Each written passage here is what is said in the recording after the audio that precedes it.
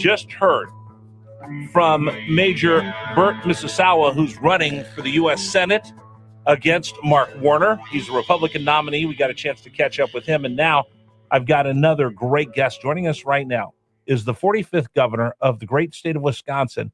He's also the president of the Young Americans Foundation, Scott Walker, joining us here on News Radio WRVA. Good morning, sir. Hey, good morning. Great to be with you. Thank Good you. to hear your voice again. Thank you so much. I got a chance to spend time with you at Mount Vernon a couple of weeks ago during the Young Americans Foundation kickoff, the big conference. I was laughing. I was actually a YAFfer years ago, and I went to that conference. I won't tell anybody how long ago it was, but it was a while ago. But I got a chance to see the enthusiasm from the students there. So I wanted you to come on the show because there's a lot of parents right now that, you know, their kids worked hard, they studied, they got great SAT scores, they got great GPAs, they got into these great colleges, but now they're going off for the very first time on their own. And I know we have a lot of parents and grandparents in our audience that they're kind of concerned in the back of their head of sending them my family's best. What am I going to get back when they come home for Christmas break? Are they going to be indoctrinated? Will they show up with purple hair and 3 earrings and tattoos and tell me about communism? Because so many of us have had friends, sir. I've got friends that have go, okay, wait a minute. I sent my kid off to school. He came back such a progressive, liberal, communist, Marxist. I don't know what to do with them anymore. And it's more than one of my buddies that has this conversation with me. So I wanted you to come on and talk to us about Young Americans Foundation, Young Americans for Freedom, and the importance of that in these kids' lives on these campuses. Yeah, no, well, you're absolutely right. And we hear it all the time from parents, grandparents, aunts, uncles, other adults who say exactly what you just mentioned, that their loved one, their son or daughter or whatever it might be, had a good sense, with common sense, conservative values, Christian values, whatever it might be, and they go to school and they're wiped out. Excuse me. They're just shocked. They don't know who it is anymore, and that's because on literally all but a handful of campuses, the indoctrination begins immediately. I mean, literally during the freshman orientation program, there's all sorts of things they do. They do a whole thing at many campuses where they have them take a step forward, step back, depending on whether they're male, female, white, black, whether their ancestors immigrated here recently or not, all these things. And they begin by telling them, look, now you've got an unfair advantage over all these people. It starts literally even before classes begin. So to me, the answer, you're exactly right about this. Young America's Foundation, the blanket organization for Young Americans for Freedom, which is the groups on campus, plus all the conferences we have, the event like we had at Mount Vernon with over 1,000 young college students there, events at the Reagan Ranch, bringing speakers to campus. All that's so important. And I say, we're obviously biased. We think YF.org, if people are interested, is the best spot. But in the end, whether it's us or somebody else, do not let your loved one go to college without wrapping them, giving them the support and the attention they need, like-minded young people around them. Because if you don't, they're going to come back different. And at least if you're people like you and I, we don't want that. Governor Scott Walker joining us right now here on News Radio WRVA. Sir, here's my point of view. It's hard being a conservative sometimes because you look at popular culture. And I say this on the radio, people get mad at me, but the left controls pop culture right now. They control Hollywood, they control music, they control television, the media, and academia. And in academia, it's overwhelming. I know this. I've got a college kid. He tells me about the teachers trying to indoctrinate him, the other kids that try to silence him. And I know just as a conservative adult, sometimes you feel like you're crazy and you're the only one and you feel isolated. Imagine being an 18-year-old kid living in the dorm for the first time, how isolated you would feel if you show up going, I love America, and everybody else is saying, hey, let's go down and see the DSA speaker and Hassan Piker. Well, it's exactly right. And they play on authenticity and fairness. And all our research shows that those are overwhelming factors for any young person. And the left's done a good job of co-opting fairness. To me, I always say, fairness, whether it's taxes, is well, fairness, why not a flat tax? If you make 100 times more than me, you pay 100 times more. You make 10 times less, you pay 10 times less.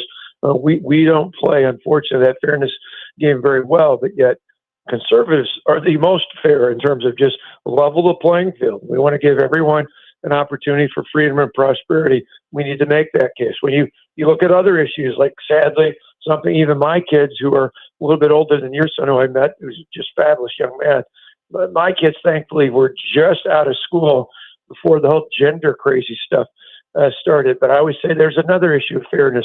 Would you want a 19-year-old woman compete against a pool full of 9-year-old girls? No, that wouldn't be fair. The same thing is true with letting a young man swim against women if you know they're built differently. That's not a fair issue. So fairness and authenticity. The other interesting thing, though, is it's really about intimidation. When I was governor and they sent 100,000 protesters to occupy our capital, not for an hour, not for a day, not for a week, but for a month. Why did they do that? They were trying to intimidate us. It didn't work, but that was their attempt, because it often does. With young people now, it may not be 100,000 protesters, but in the classroom, on campus, in the dorm, wherever it might be, even online, they're trying to intimidate. And that's why having these reinforcements through YF, again, YF.org, if folks are interested, are so important, because they get to our programs, they get to our conferences like the one you were at Mount Vernon, more than even the speakers. Is the most important thing is they look around, we hear it all the time, and they say, oh, I'm not alone. And we say, yeah, the data proves it. Number one answer when we ask nationwide, when we do polling, number one answer is not conservative, not liberal. There's more liberal than conservative. But the number one answer is moderate. And that tells me that most young people instinctively don't buy into the craziness. They're just intimidated from challenging it in the classroom or on campus. That's where YAF comes in. I mean, it's the Heritage Foundation on campus.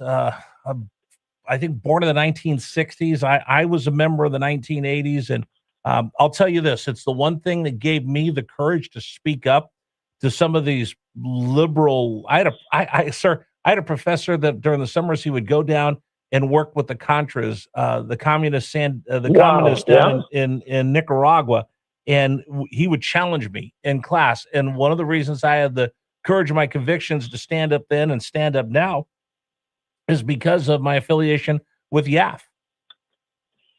Well, and think about that. Ortega, that professor probably said, oh, he's a great champion of democracy. 100%. Is that the guy that just canceled elections there, still in 40 years later? That's exactly it. And now when we talk about democratic socialism, today another great example is Venezuela. A country where Hugo Chavez came in and literally ran as a democratic socialist, took the country over, ruined the economy, had the government take over the oil and other industries, imprison his political opponents, collapse the media. And now you've got a place where he stayed in control, and then Maduro, until obviously President Trump's remarkable efforts. But there's just example after example that our young people need to know about. You've done your job. You served your state. You've served this country.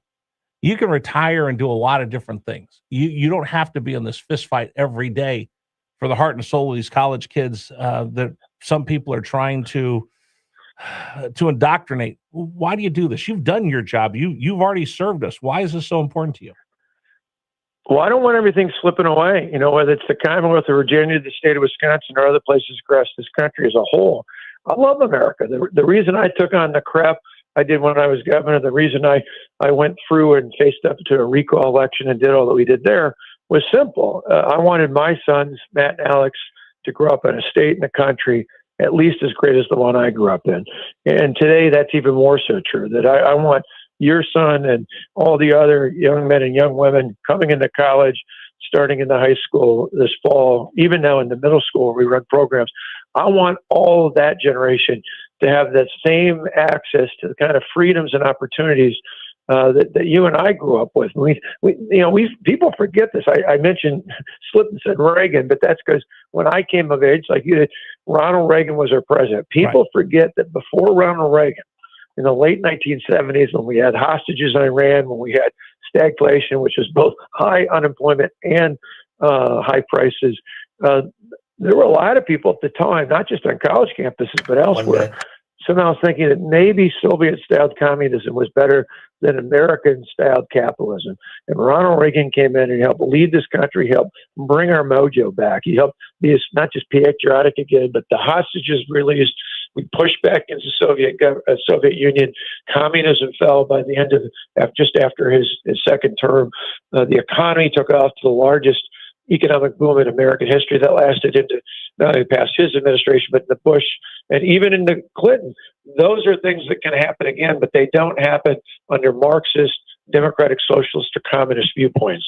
I'm going to remind you, if you're a parent that has a kid going away to school for the very first time, you're going to start getting a couple of telephone calls, and then you're going to feel like there's something just a little bit off, and that's the peer pressure that they feel by a lot of these left-wing professors and the groups that they're going to go on, and they're tabling out there, and they're doing this, and they're doing that. Talk to them about YAF. It's YAF.org. It's an organization because, again, I will tell you this. I worked on college campuses when I worked in college sports. I got a kid who goes to school. The peer pressure is overwhelming, and you're not there. You're not there to help them, for them to lean on when the rest of the kids in their dorms are all going, hey, let's go see Hassan Piker. Let's go see AOC. Let's go see Bernie Sanders.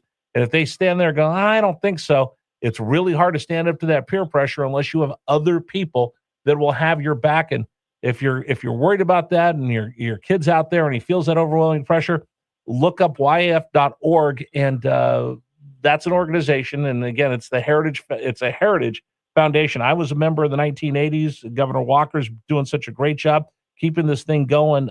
It's something that you should talk to your kid about when they really start to feel that peer pressure of everything that they see in college.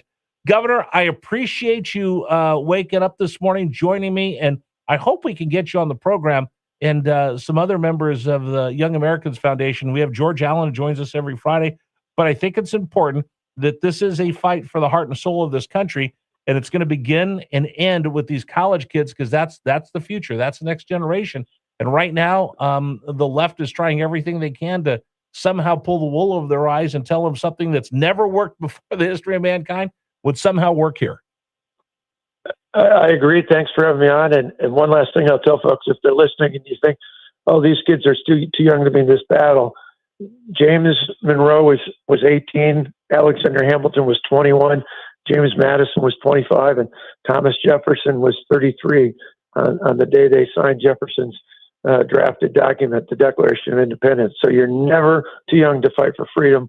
YF.org, or actually an easy thing to tell young people if you're listening, or if you want to pass it on, YAF TV on YouTube. It's our YouTube channel, over 2 million subscribers. It's a great way if someone's really kind of trying to figure it out, watch YAF TV on YouTube, and it'll open their eyes. Sir, thank you so much. We'll talk to you again real soon. Thank you. All right, take care. Governor Scott Walker joining us here on News Radio WRVA. Today's program is brought to you in part by our friends at A+ Windows.